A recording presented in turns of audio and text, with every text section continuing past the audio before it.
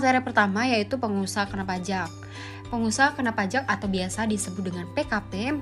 Di sini menurut Mardiasmo itu dikatakan apabila pengusaha yang melakukan penyerahan barang kena pajak dan penyerahan atau kena pajak yang dikenakan pajak berdasarkan Undang-Undang PPN dan PEPNBM tidak termasuk dengan pengusaha kecil. Pengusaha dikatakan sebagai PKP apabila melakukan penyerahan BKP atau JKP dengan jumlah peredaran bruto melebihi yaitu 600 juta rupiah dalam per tahunnya, guys.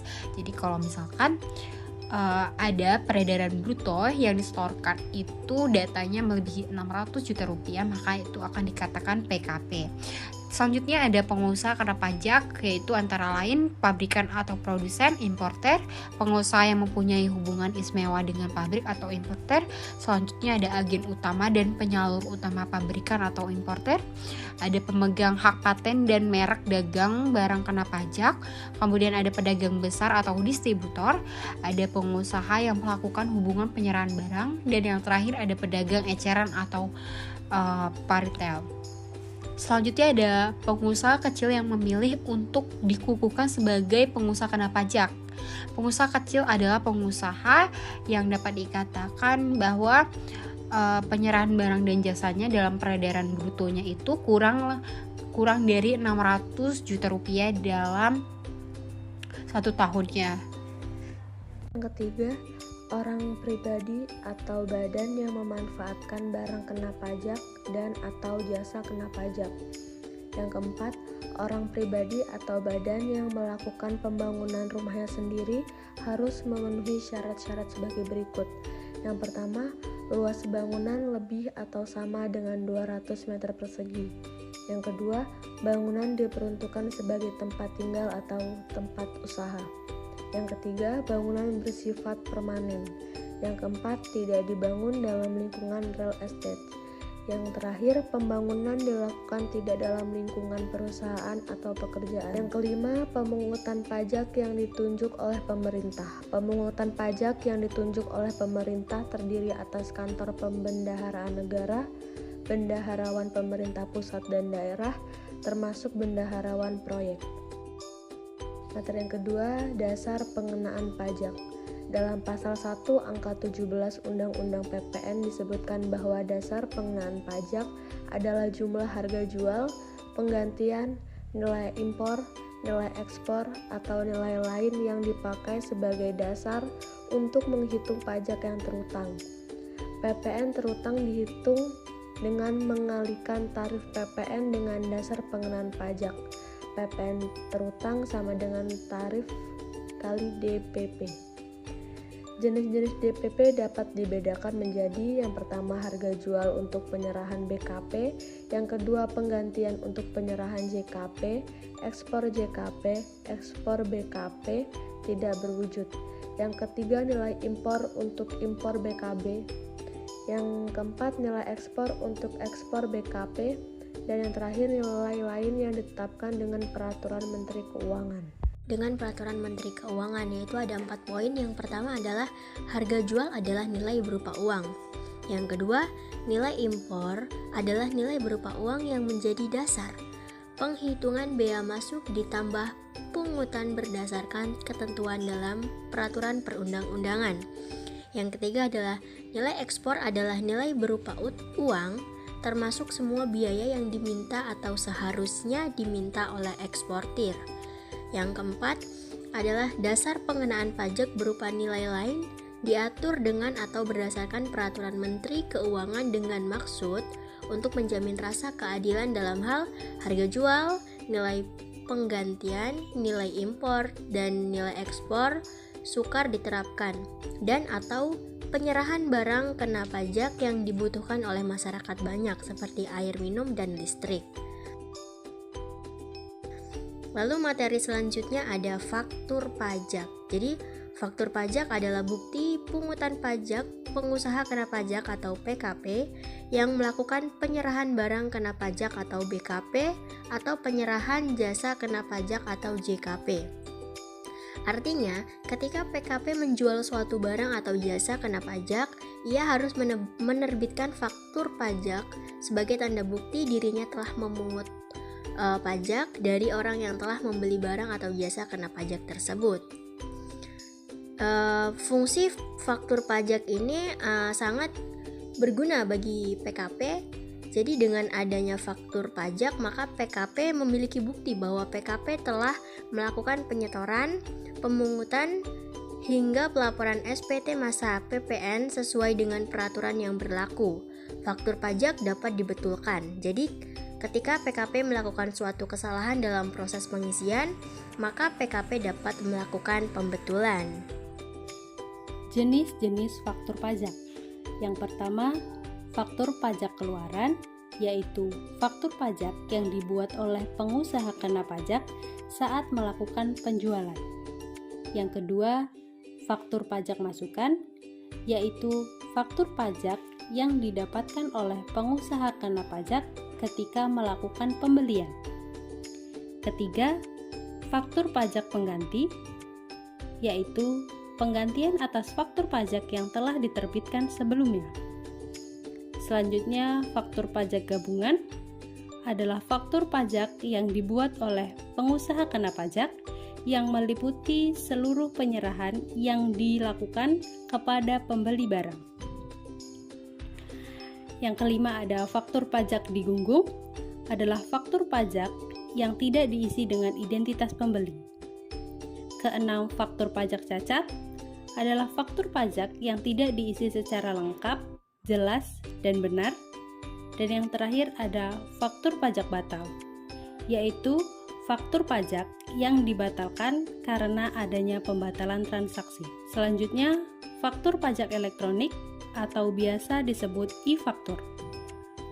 E-faktur adalah faktur pajak yang dibuat melalui aplikasi atau sistem elektronik yang ditentukan dan disediakan oleh Direktorat Jenderal Pajak atau melalui penyedia jasa aplikasi perpajakan atau PJAP, mitra resmi Direktorat Jenderal Pajak, atau melalui website www.klikpajak.id. Pembuatan faktur pajak elektronik bertujuan untuk memberikan kemudahan, kenyamanan, dan keamanan bagi pengusaha kena pajak dalam melaksanakan kewajiban perpajakannya.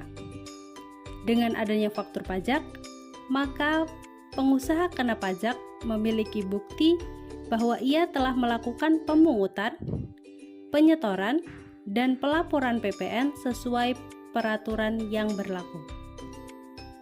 4. Pajak masukan. Pajak masukan dalam PPN adalah pajak yang seharusnya dibayar oleh PKP atas 1. Perolehan barang kena pajak atau jasa kena pajak.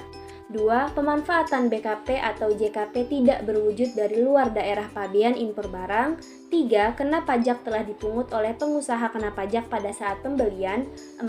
Barang kena pajak atau jasa kena pajak dalam masa pajak tertentu. Karakteristik pajak masukan. Dalam penerapan pungutan PPN, PKP mengkreditkan pajak masukan dan pajak keluaran dalam suatu masa pajak yang sama. Apabila dalam masa pajak tersebut pajak keluaran lebih besar, maka kelebihan pajak keluaran tersebut harus disetorkan ke kas negara. Sebaliknya, apabila dalam masa pajak tersebut masa pajak masukan lebih besar dari pajak keluaran, kelebihan pajak masukan dapat dikompensasikan ke masa pajak berikutnya. Selanjutnya, pajak masukan atas perolehan dan atau impor barang modal diperkenankan untuk dikreditkan kecuali pajak masukan bagi pengeluaran untuk 1. Perolehan barang kena pajak atau jasa kena pajak sebelum pengusaha dikukuhkan sebagai PKP. 2. Perolehan barang kena pajak atau jasa kena pajak yang tidak mempunyai hubungan langsung dengan kegiatan usaha.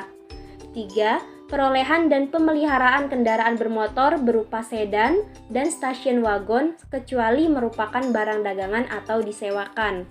4. Pemanfaatan barang kena pajak tidak berwujud atau pemanfaatan jasa kena pajak dari luar daerah pabean sebelum pengusaha dikukuhkan sebagai PKP.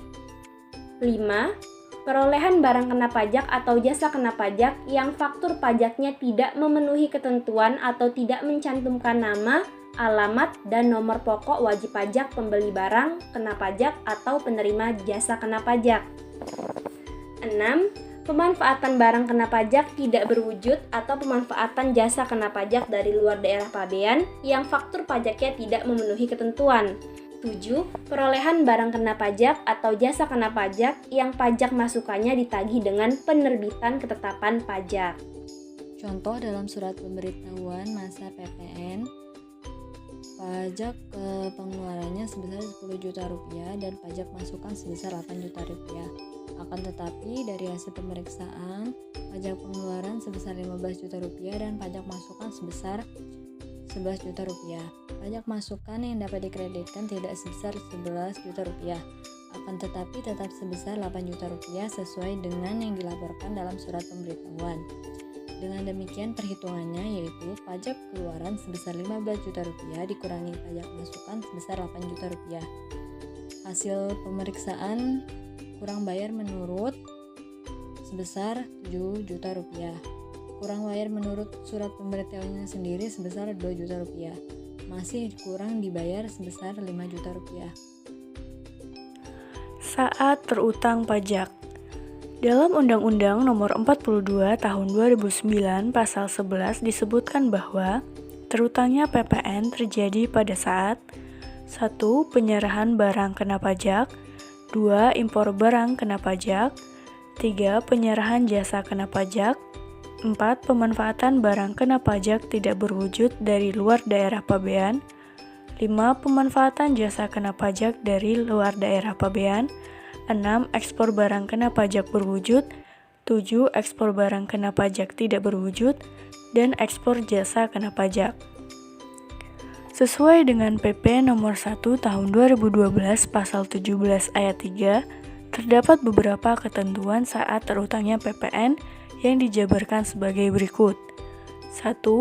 Penyerahan BKP yang tidak bergerak, 2. Penyerahan BKP yang tidak berwujud, 3. Penyerahan JKP PPN terutang pada saat nilai tersedianya fasilitas, 4. PPN atas impor BKP terutang, 5. PPN atas ekspor BKP terutang pada saat BKP tersebut dikeluarkan dari daerah, 6. PPN atas persediaan BKP dan aktivitas yang menurut tujuan semua tidak diperjualbelikan, dan PPN atas pemanfaatan BKP tidak berwujud atau JKP dari luar daerah pabean. Selanjutnya kesimpulan. Jadi kesimpulan dari materi ini yaitu pengusaha kena pajak atau PKP menurut Mardiasmo, pengusaha kena pajak adalah pengusaha yang melakukan penyerahan barang kena pajak atau penyerahan jasa kena pajak yang dikenakan pajak berdasarkan Undang-Undang PPN dan PPNB, tidak termasuk pengusaha kecil. Pengusaha dikatakan sebagai PKP apabila melakukan penyerahan BKP atau JKP dengan jumlah peredaran bruto atau penerimaan bruto melebihi 600 juta rupiah.